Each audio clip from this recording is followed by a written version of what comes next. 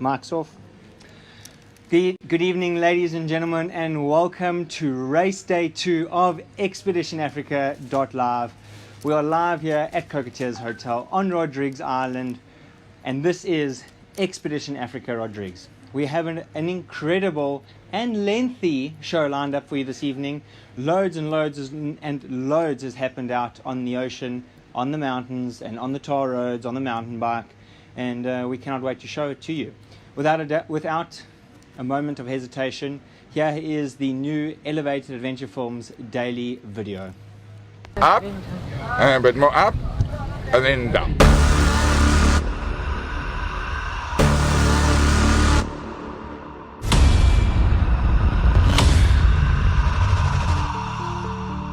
AM on race day 2 and Greener Adventure team have arrived first on Cat Island, the ever-looming headlamps of Key Health Neverest not far behind. It's a short run on this island, followed by a cold dark swim across to Gombrani and Cavern Islands for the teams.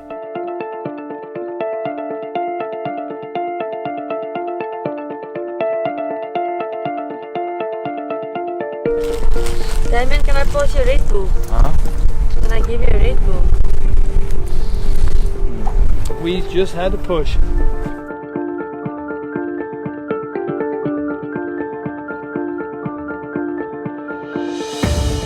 Well, that's close to 20 hours done this year, and my first one, and I've got to tell you, that was precious. That called on every piece of grit that I had and every deepest depth that I could muster, but it was absolutely incredible. We cursed Stefan once or twice. Like, He's definitely getting tequila. yeah, I know. Definitely. It was. We just wish it was daytime because you could just see the shadows and the waves breaking the cliffs, and the spotlight wasn't that high that you couldn't see the sea, but it was very spectacular. The hike last night was really awesome, especially the part where you need to use the creeks to reach the checkpoints. Back on the mainland, the tides have left teams high and dry, but in the true spirit of adventure racing, teams banded together to drag these heavy boats into the water and set off on their paddle leg.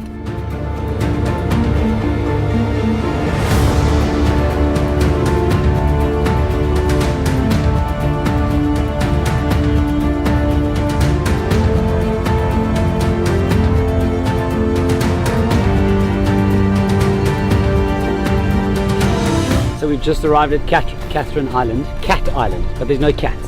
So we just tried to move from T1 to T3 by using a kite instead of rowing. Well, there's still some room for improvement. We're dehydrating quite quickly, bloody hot, and this Catherine Island is quite volcanic or gnarly. It's been good. It's been really good actually. A few little bobbles in the middle of the night, but other than that, it's been smooth.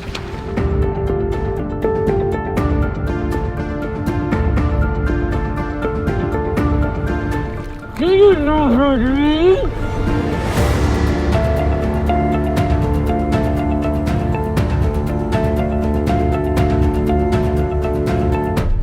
Hours into this race, and we have 2 distinct leading teams, Greener Adventure from Sweden and Key Health Neverest from South Africa. Meticulous planning in transition and faultless navigation. Is that the key to it? Pretty decent day, better than our night. Haven't picked up any penalties, didn't get lost too badly. Yeah, so this whole setup of the race with all the short legs is actually for me much better.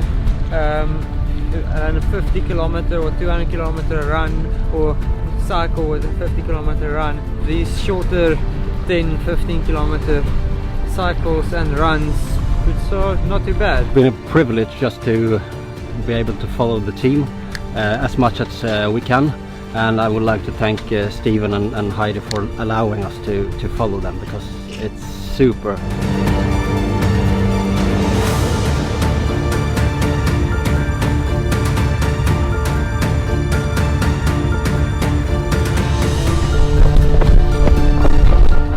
So the team is unsure of where the checkpoint 54 is.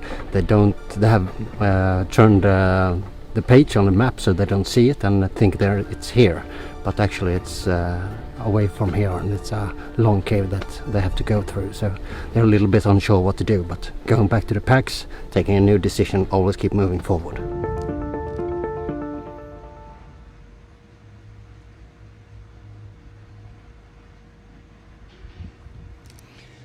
Massive thanks there to Elevated Adventure Films for that epic video. As mentioned before, my name's Terence Fruchtman. I'm your producer and host, and we have an incredible show lined up for you today. But before we get into it, this is a big reminder that this is a live show, which means that you can comment on Facebook. And as we have our guests later today, I will go through the comments and be able to answer your questions both for the show and the race, as well as for our guests this evening. We pick up the race with Annabelle Latz from T3. Throughout the night, the teams participated in multiple legs that included a trek and a cycle. And from T1, they then paddled 7 kilometers to Heritage Island. Here is Annabelle Latz. Okay, here we are, Hermitage Island, checkpoint 30, 31, 32. Teams are paddling into here today from the main beach, paddling around, parking up here by the transition, hiking up into the tops there, picking up 3 checkpoints, trekking back around, getting back in their boats, and then carrying on to another couple of islands. The tides are causing a fair bit of havoc this morning. The tide's going out at a pretty rapid rate. Teams are sometimes paddling around and having to actually get out and pull their boats in the last few meters, but overall everything's going really well. Everybody's really happy. Welcome to day 2. Truffle hunters, welcome. You've decided to come join. How was your boat ride?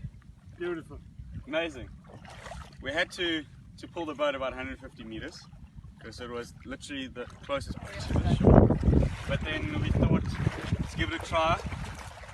Not that tired. We weren't that tired, but yeah, we wanted to get this over and done with, do this beautiful section of the day, and not sleep till 10 o'clock till the tide comes in. So quite excited now.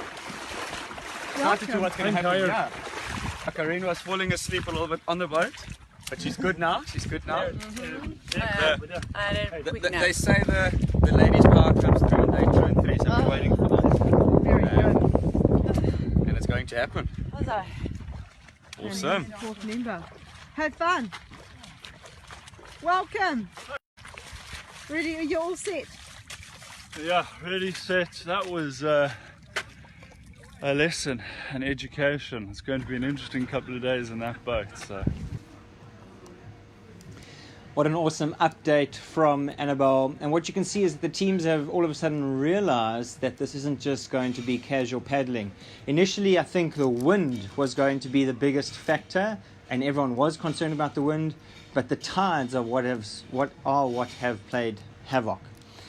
Team 14 Green Adventurer has seemed to somehow magically line up all the tides and has, as a result, pulled quite a substantial lead, but we'll touch more on that a little bit later.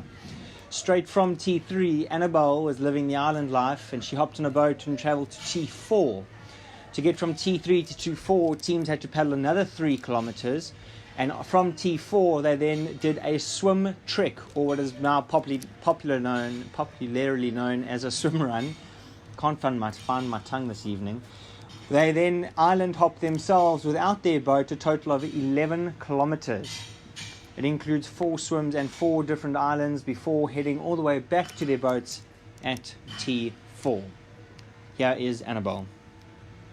Welcome to Cat Island, TA4. The teams have come over from Hermitage Island, paddled over here. They've parked their boats over the other side, trekked around. They're now going to do a trek swim. They're going to swim over to that island, find a checkpoint, swim to the next island, find a checkpoint, and then swim back. Lots of fun, beautiful clear water, and everybody's having a great day. So here we are, this is pretty freaking beautiful. Rodrigues island hopping, if you pan to your right. We just go from one to the other, to the other, to the other. We're so excited to get in the water because it's sizzling hot. And what a place to be. Not bad. Goodbye. Okay, how's that tennis? Yeah, it's hot in this life jacket and this sweatsuit, so struggling. And what are you about to do now? Swim to the other side, aiming for the left side, go around the left. Vegetation is bad. I think that's the plan.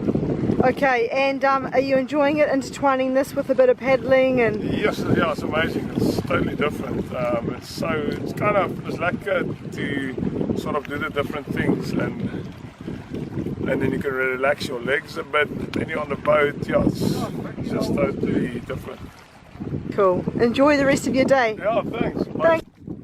We've got Will here from Team Spirit Canada about to do the swim Shrink Island hop. Will, tell us about it. Swim to that island, get a checkpoint, swim to the next island, and then come back up in the boats.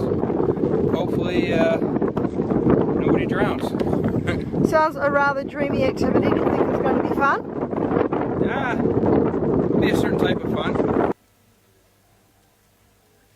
Seems like this race has thrown some serious challenges at the team. One thing I cannot imagine nor want to comprehend is the idea of swimming from those islands at night.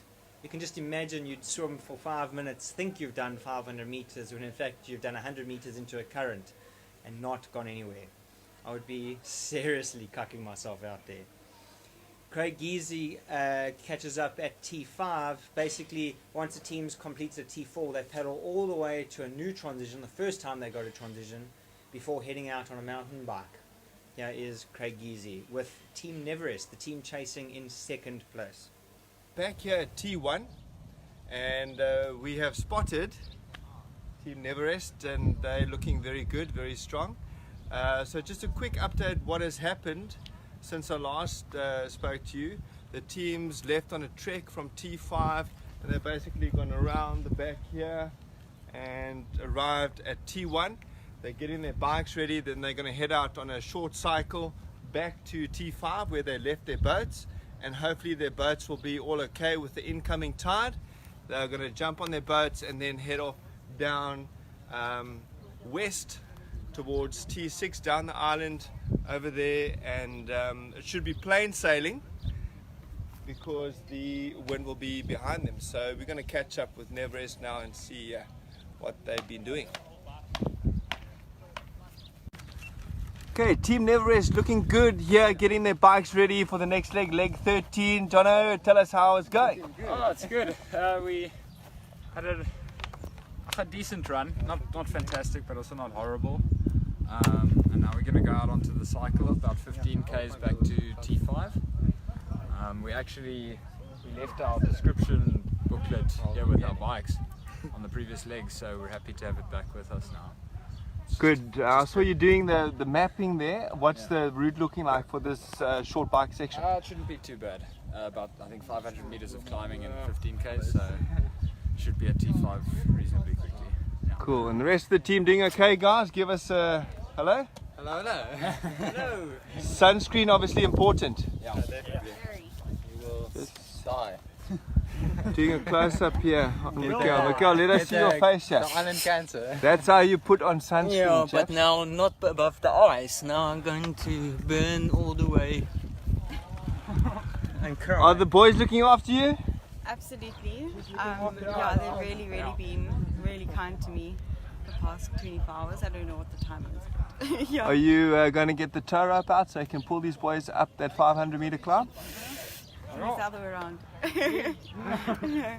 Cool, guys. Well, have a good cycle. We'll see you out on the route. Thanks, man. I do apologize for that. It seems like I have my lines mixed. That was actually Craig from T1. The team's kayaking to T5, run to T1 before cycling back to T5, before paddling back to T6. As you can see, or get the feeling of, this race is incredibly complicated in terms of transitions. And we will touch on that a little bit later when we chat to our guests from Team Namakwa and Bucket of Hope. They have questions from a spectator's perspective that we will talk about, specifically because this race has been not complicated, but different to a normal traditional AR. Speaking about being traditional, being different from traditional, We now going to chat to Annabelle Latz. She went out to catch the teams, a bunch of South African teams, working together to try and get their 800 kilogram plus boats into the water. With the tides, if you're not on Poseidon's good side, you have to actually either take a nap or push your boat a couple of 100 meters to get into the water to continue the race. What has made this so special is that when adventure racing is normally an individual sport in a team aspect where you're out there alone suffering as four, here we have 3 teams banding together to get the job done. The teams have got back from a massive night out doing some mountain biking, zip lining, trekking, and of course the big regatta yesterday. They've got back down here to find mid-morning, and their boats are severely on low tide, sorry. So here we go.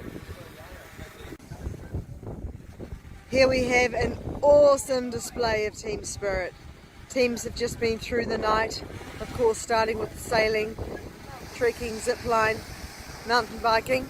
They've got back to the beach to find that their boat has been at the mercy of the low tide. But here we go, at least 3 teams here helping one another, boat by boat. They're going to get there, they will be in the water soon. Welcome the Dardingles to Cat Island. Now, you haven't quite had the luck of the Irish today. Can you tell me what happened?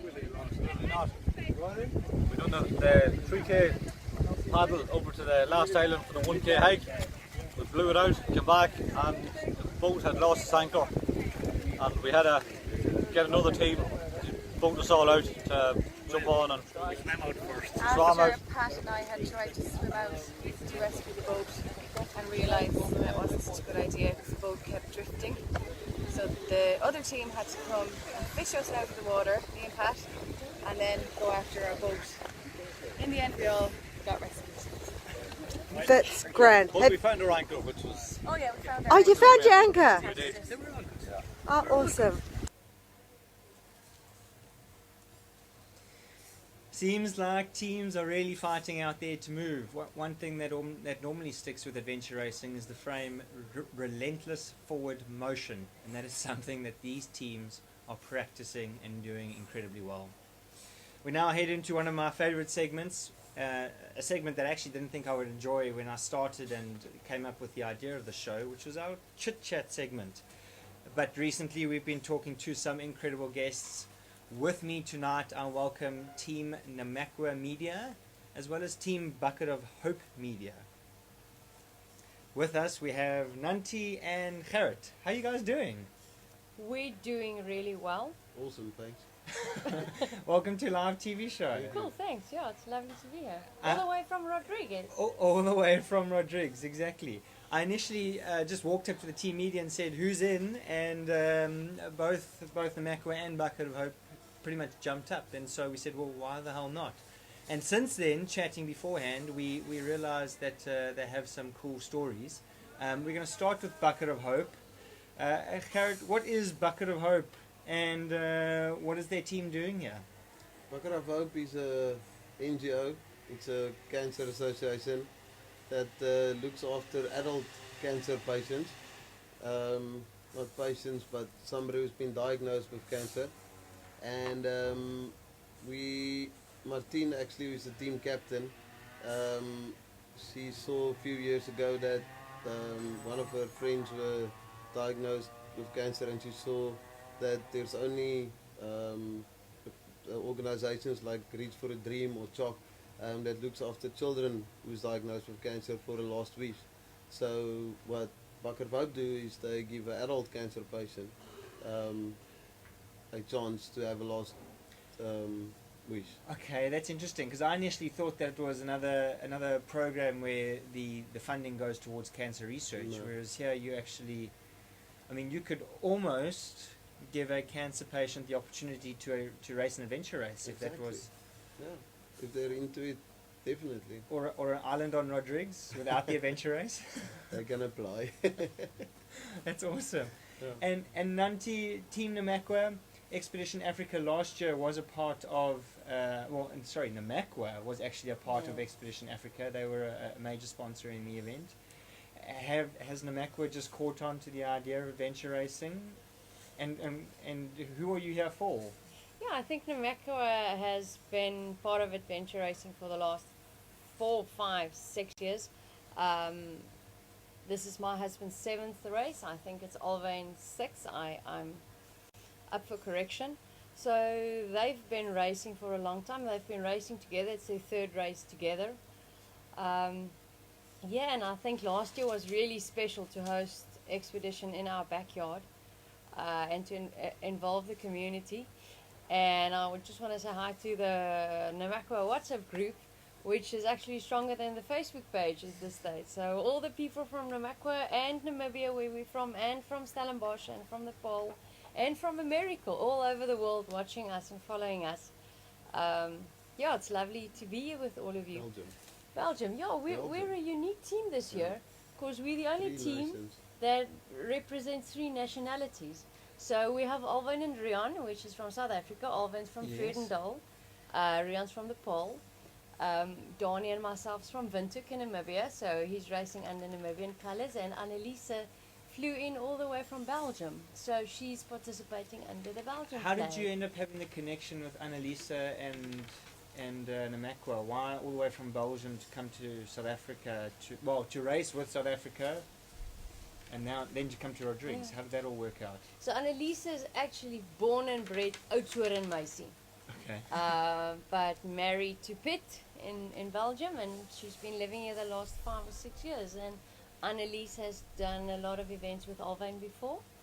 And Rian and his wife Marietta, who usually races with him, is building the nation. So Marietta's on maternity leave for this year. So Marietta, we're missing you. She's on maternity leave back home with the kids. So she said to me this morning, half her heart's in South Africa and the other half is in Rodrigues. So Annalise stepped up for the challenge, and she's awesome. Racing. So well done to Annalise. Hats off. It's really amazing how the adventure racing community just connects a number of dots around the world. Gerard, and I talk to you now, and this is your direct opportunity to make a punt. Adventure racing is a community, and before we go into general talks and that sort of thing, tell us a little bit more about Bucket of Hope. How can people get behind how can the adventure racing community get behind Bucket of Hope, Team Bucket of Hope, and support what you guys are doing? Thank you for the opportunity. It's an easy contribution. Most of our contributors gives us a few rand per kilometers that the team actually competes. If it's a adventure race or a mountain bike race, we have a very active Facebook page, Bucket of Hope. You can't miss it, and all the details is on there. So you know that every single cent that's been contributed is earned by blood, sweat and tears. Currently, as we sit here, 4 people is outside somewhere in the dark, climbing, clawing through thorn bushes, I think at that stage, or at this stage. Or they, who knows? Yeah, who knows, but they're definitely not in the water, that I know. So yeah, every cent is earned, and every cent goes to a good cause. It doesn't go, it's not going into a big fund. It's a privately controlled NGO. Who decides who receives a wish? Is it a luck of a draw out of a hat? No, there's a few role players that looks at all the applications, and then they will decide. Okay. At the moment, while the funding is quite small, we cannot send somebody off to the moon with. No, of course not. So, but small things has happened. Going up Table Mountain, doing a paraglide, for example. So they are going. We are going small, but it will grow eventually. Even if you look at this campaign with all the followers. 100%. Yeah, I mean the followers and the media behind this event have been great. Heidi and Stefan are the only event in the world to encourage team media, of which you guys are officially a part of. How's your team media going? How did you get involved with the guys? Eventually, or last year, for a very short space of time, I was part of the team. But then that didn't work out, so I unofficially, just because I'm from the area that they cover, I just start supporting, or I never stopped supporting and following them. So at the beginning of this year, when I put the team together, they asked me to join as a amateur media person with amateur footage, please. So if you look at the Facebook page, we're not getting paid anything, nothing. So yeah, so if the footage is not as professional or watermarks, it's because I sell cars for a living. I'm not a photographer. Well, I mean, the whole point of media really is to get a message out. Yeah. And I think what we found when I've worked with teams in the past is that the basis of what keeps people happy is a simple WhatsApp saying the team's okay, they're smiling. Have you found the same? Have you communicating to your bigger than Facebook WhatsApp group? Yeah, it's amazing. I know when they finish on Friday evening, hopefully Friday afternoon, we're aiming for Thursday, I'm moving backwards, everybody says, phew, what are we going to do with our time next week? Because we're all dot watching, and I think Heidi and Stefan has been really clever with introducing media and allowing it, because the race is so much bigger than sitting with you and Rodrigues on an island. The race involves many people around the world following, dot watching, waiting for the next status update on WhatsApp. We pre-warn them to mute the group, because it does. You have to, otherwise you'll never sleep. Yeah, and I don't think there's a lot of work being done in Windhoek or Vredendal or Citrusdal or Paul, yeah, because everybody's dot watching. So I did a race 2 weeks ago, and when I turned on my phone at the end of the race, I had 2,600 WhatsApps in the group. Yeah. And you don't feel like you typing that much because you're on the group and you see 40 messages coming at once and you skip through half, but when you actually turn off your phone and turn it on 5 days later, are your family on the group as well? Are they going to end up seeing that? My family is on the group as well, so they see it as well. I have one friend that says this afternoon, please can you just stop, my memory card is full. And someone else replied and says, you just need to clear it every day. Yeah. So, yeah, I know one of the favorite things Donnie does after the race is, once he had a good sleep, he takes his phone and he relives the race through the WhatsApp group, and he sees the footage and he sees the comments, and then he laughs at everybody's, just the way everybody encourages them and think of them and participates, and that's wonderful of this, that we can all be a part of it, even though we're not all these super athletes. Yes. And coming with me as media, they relive the race, but obviously you living moments right here, right now, both of you. Have either of you had any moments that are worth writing home about? Are you racing around on scooters, getting lost? You're laughing, why? Because Gerard's really having difficulty eating anything on the island. So he's learned one French word, and that is frites. Everywhere Gerard goes, he eats chips. So, and we had a cocktail on the beach this morning. No, you had a cocktail on the beach. I was working, so I had coffee. Okay. But that was a non-alcoholic cocktail, it ended up to be. So. Okay, all right. Yeah, we have moments. I headed back to Cockatiers from T1 last night, say around about 9, and it's about 15 minutes drive on the most. So I ended up at home at about 11:30, just before 12. So eventually I got lost, and then I decided I'm just going to go with it. So I followed some teams and I encouraged them, and I took some footage of them. That must have meant the world to them. Yeah, it was awesome. I loved it. Did the police not stop you? Oh, I was in the police, block. They stopped me, asked for my license, and when they saw my tag, they said, oh, you're from the expedition? I said, yes. I said, okay, now you can ask me a few questions, and when I wanted to take out my license, he said, no, you can go. And they didn't ask you where the leaders were, or maybe Team Rodrigues as a No, they just asked, they constantly ask you, the guys at the hotel as well, when are they, if they finished swimming, what are they going to do then? If they finished, are they all running now? So the perception on the island is, everybody goes in a group and they do a specific discipline. Instead of them being spread out. Yeah, because like today at the hotel, when I was sitting there, the waiter when the bikes came down the stairs, something strange for them obviously, and he keep asking me, so they finished with the mountain bike now? I said, they are finished, but the other people are somewhere, so... Maybe they're just waiting for the last teams to come in so they can pack up and go home. Yeah, maybe. This race takes its toll. You know? I met a guy at T6. I just drove a different route and I saw the expedition flags and I stopped. And there was this guy on the beach with me. Interesting enough, Team 16 just came out, one of the leaders. And so there I was with Google Translate, because this guy is talking French to me and he's like, bicycle, rowing. And there we were with Google Translate on my phone. I was speaking in English and he was speaking back to me in French. So we could have a little bit of a conversation. Sure, Thank that's goodness cool. to Google Translate, yeah. So how do you guys get around? Are you guys following live tracking and, Yeah. and experiencing what the dot watchers are experiencing at home, as well as then living it in real life? There's 3 methods, 3 maybe 4 that we use. So that one is the live tracking, and then Donnie, he has a spreadsheet that he calculated just more or less the timing per leg. His personal timing. Yes. Yeah. The team's timing. So in brackets, he's a project manager. So he manages this like a project. Okay. So beforehand, he sits down and he actually types out an Excel spreadsheet that my daughter had to do for him because he was busy packing. So she typed out this Excel spreadsheet for him. They're watching. So hi girls. She's actually commenting on your Facebook. I Oh, think she people are is. confused. I put up comments and it says Nanti I'm van commenting. Asliegen, No, and it's my kids Yeah. commenting from home. So julle moet gaan slaap, is môre skool.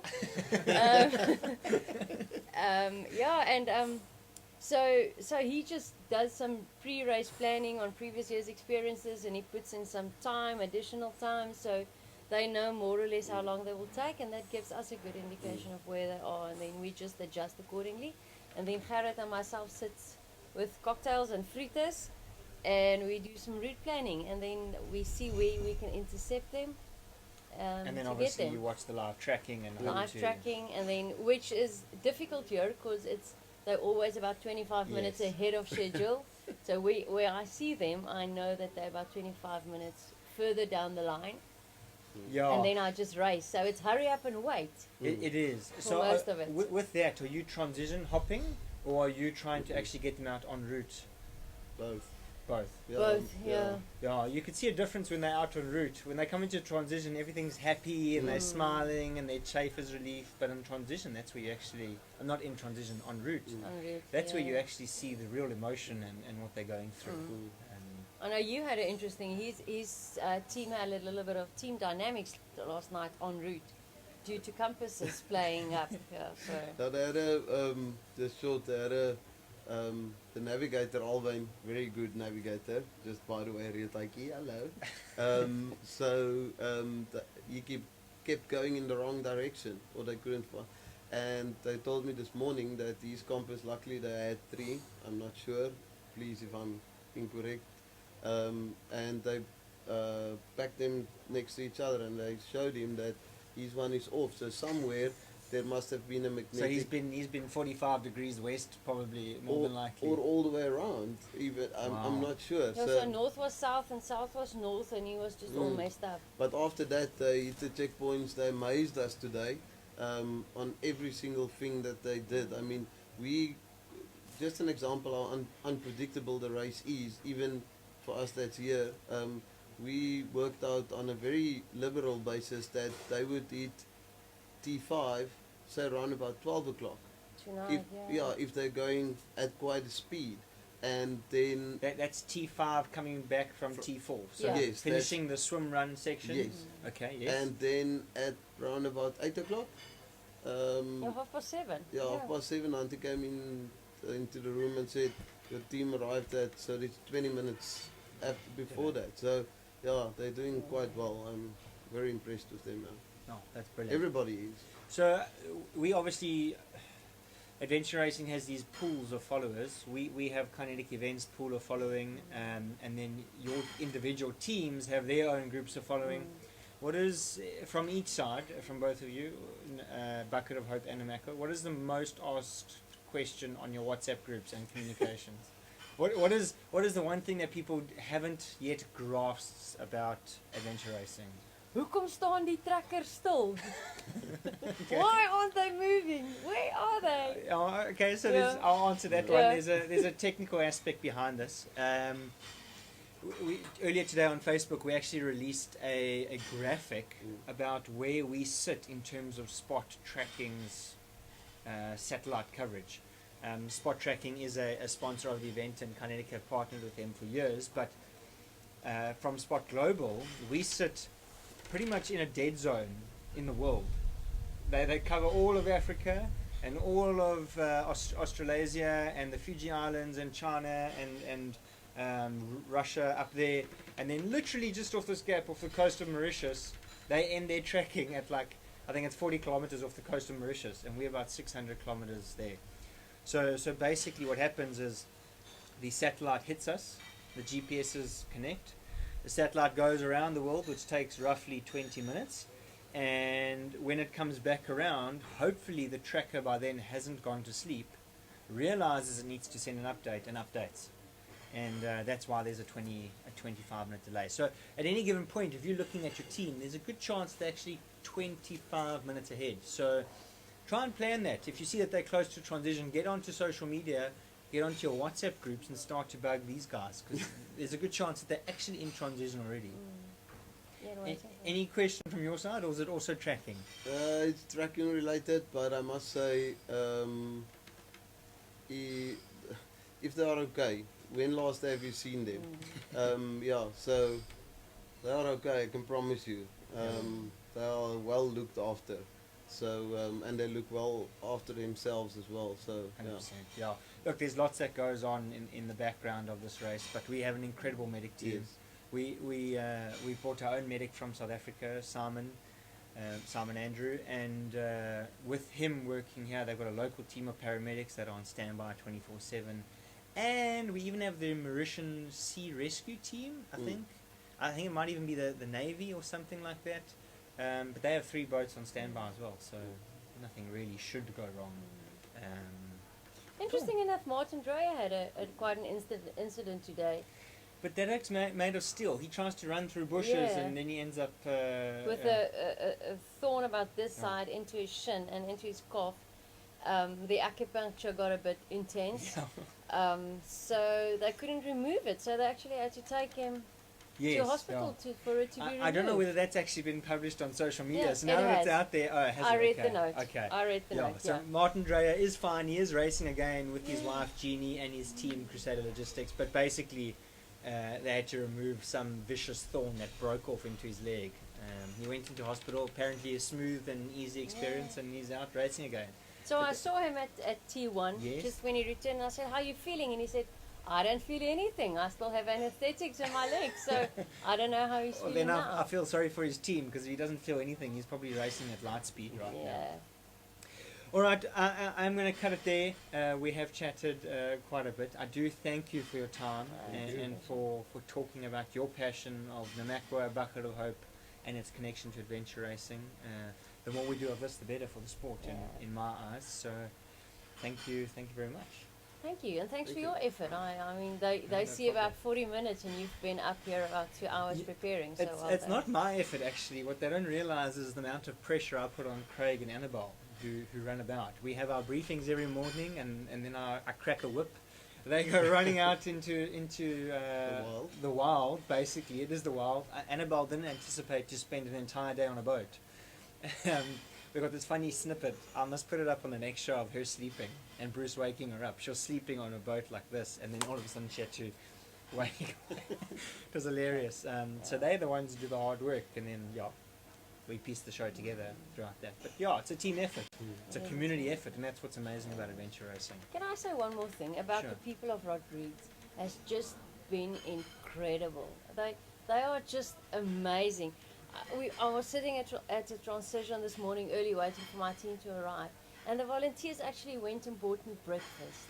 No ways. And they said, "I bought you a special Rodrigues cookie. You have to try the cookie." And then I walked over to the little shop, and the lady made me taste the food that she was cooking. Luckily, the octopus curry was still a bit raw, so I could avoid that.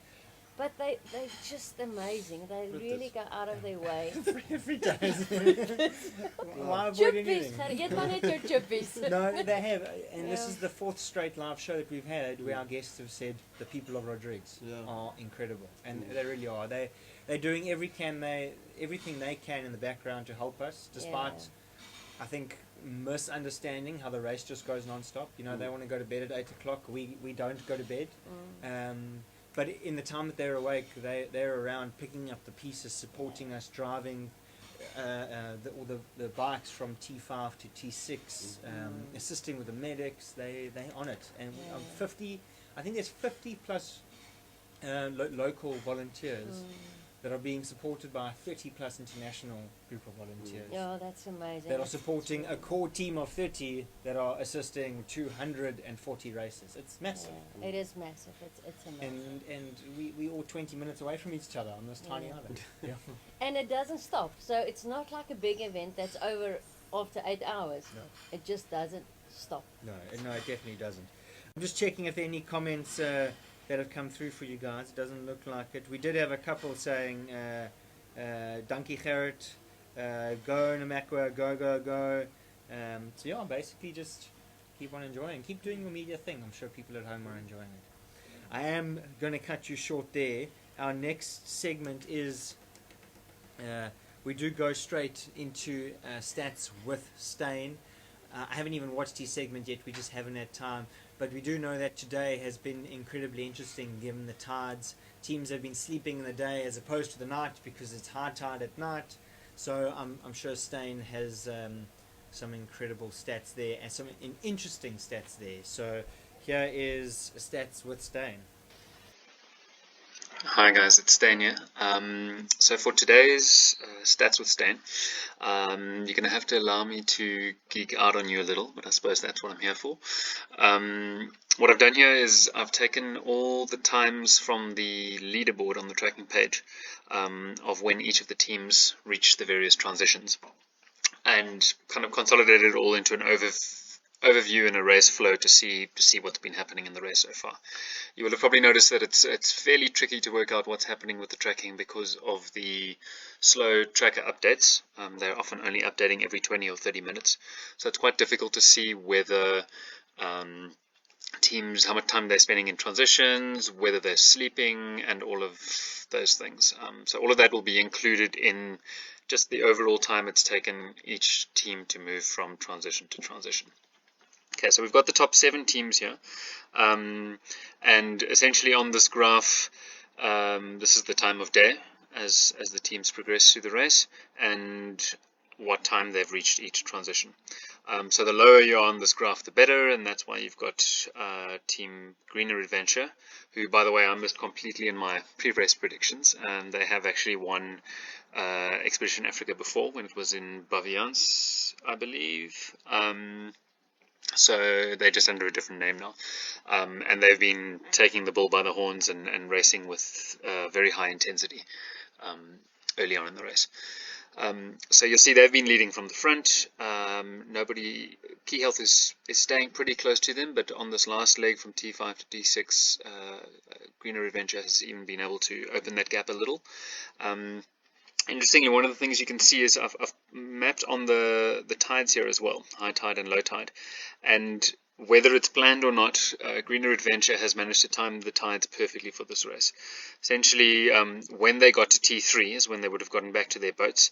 They hit that exactly at high tide, which allowed the paddling out to the islands to be quite easy for them. They didn't have to drag their boats. Also, by the time they got to the section where they had to kind of wade and swim from island to island to pick up some checkpoints, it was heading towards low tide already. And then when they had to paddle their boats again from T5 across to T6, they were hitting high tide again. So essentially they've timed it perfectly, and the other teams are having some more difficulties with the tides.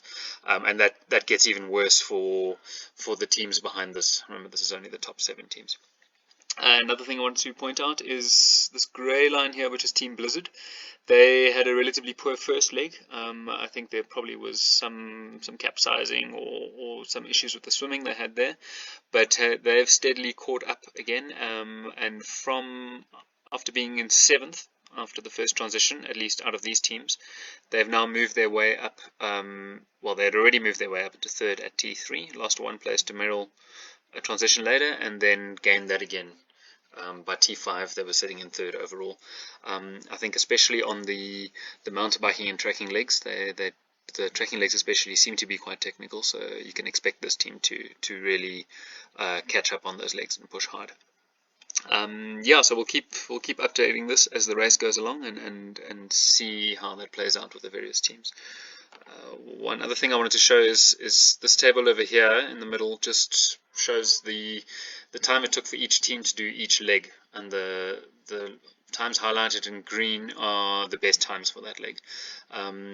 So while Greener Adventure has been in the lead the entire time, they haven't been dominating in terms of the time it's taken to do each leg, which implies that they're being relatively consistent at least.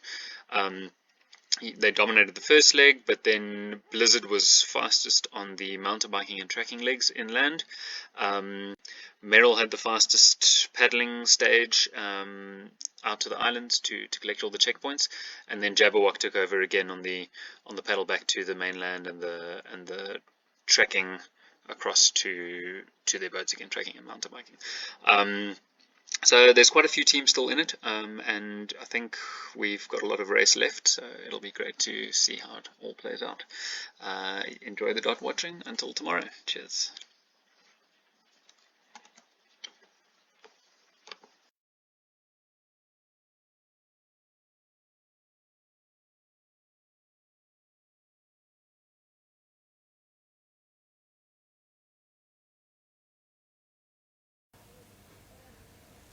Thanks very much, Stain, for that awesome report back. Obviously, the diehards do really dig to know the behind-the-scenes stats. It does seem like tides have played havoc. We are now going to move on to Craig Giese, one of our field reporters. He was out at T5 waiting for Team Blizzard to come in. Team Blizzard are former winners of Expedition Africa. They won Namakwa last year, and it seems like they are battling the various challenges that Rodrigues throws at them. One of the key things about T5 is that the teams do two different loops. They do a trek and a bike, which takes up a fair amount of time, and from there they need to paddle all the way to T6. Now it's crucial that they put their boat in the right place before they jet off on their next two legs, because if they come back less than 4 hours later, the tides will have not changed and their boat will be stranded. We won't know the results of that until our next live show or until the live tracker, but here is Craig Giese from T5. Very good morning from T5. We are on day 2 of Expedition Africa 2019. All the action overnight has brought us to this point, and just behind me you can see the islands. Over there the teams have completed leg 10, which is the swim trek. And the idea then is they are going to bring their boats, paddle their boats from the islands back towards here at T5. And if you look very carefully just behind me, we have two boats out there. We've got Greener Adventure and Never Rest that have docked their boats, and they are headed off out from T5. We're going to try and catch up with some other teams coming in, leaving T5 and coming into T5. Catch all the action here, so stay tuned, guys. Okay, so third team to arrive here at T5 looks like Team Blizzard, Team 59. They've got their sails set up working very well into this southeasterly wind, and we're going to see what they have to say about the night last night.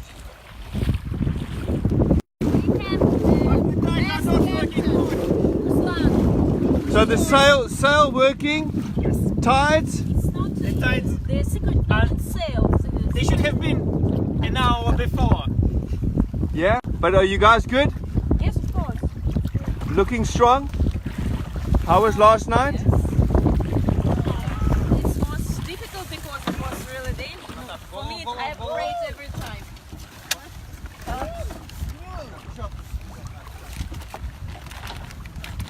Your feet all good? Yeah? Yes, sir. We just caught up with Meryl here, leaving T5 on the trek. Like a sunny day. How's that for a walk, Anu?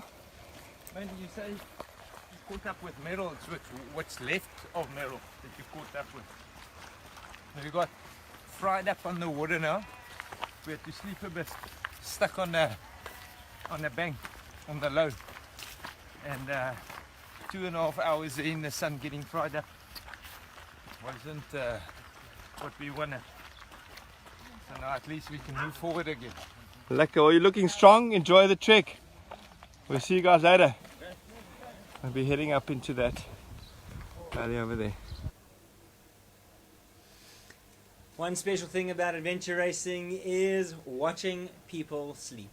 It sounds very simple and it sounds quite, I don't know what the word is, basic, but these teams go through absolute hell while they're out on the route, and as dot watchers, supporters and media, we do get a kick out of the teams passing out in the middle of nowhere.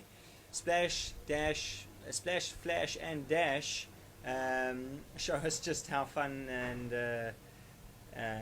rewarding a sleep can be. So we caught them out en route. They were having a little kip underneath a little hut from just outside T1 while they were waiting for the tides.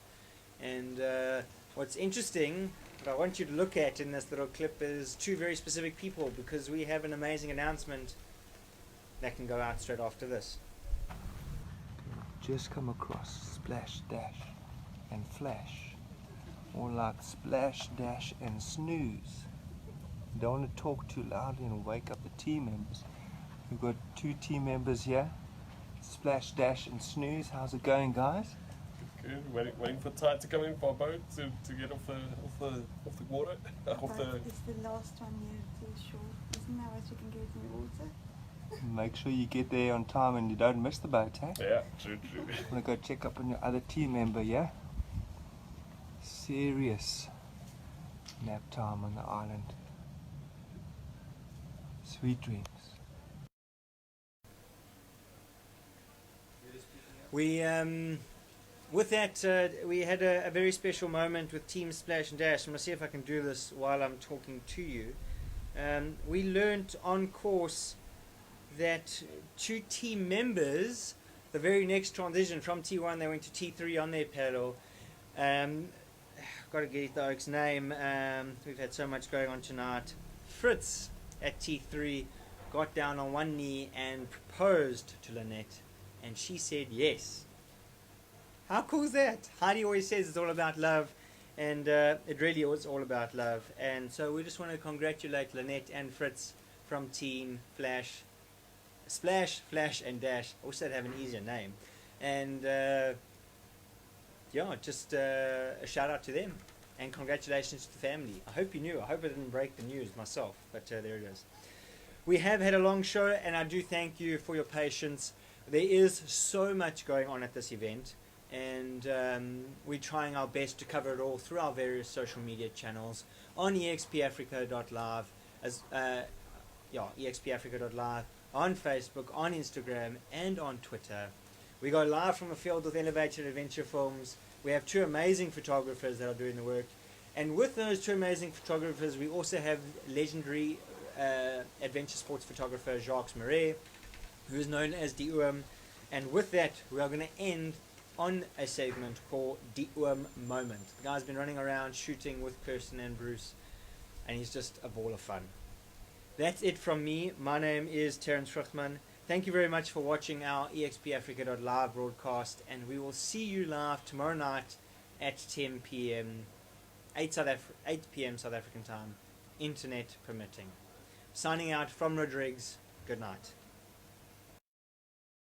Had a few mouthfuls of Cool. So here at T5, where the deep worm, we spotted him. He looks rather hungry. And how's your day been, Worm? You know what? It's been like a day of indeterminate tiger lions and fortuitous sheep tracks, because we've been running around finding teams. We started at CP16. Have a chippy. No, have another chippy. So yeah, we started at CP16 at about 5:30 this morning. I went to bed at 4:30, so I had 64 minutes of sleep. It's fantastic. Right now we're at T5. The Russians have come in. I'm gonna ball and go and take pictures of them because they're quite a pretty team. So we'll chat to you later. Have a chippy.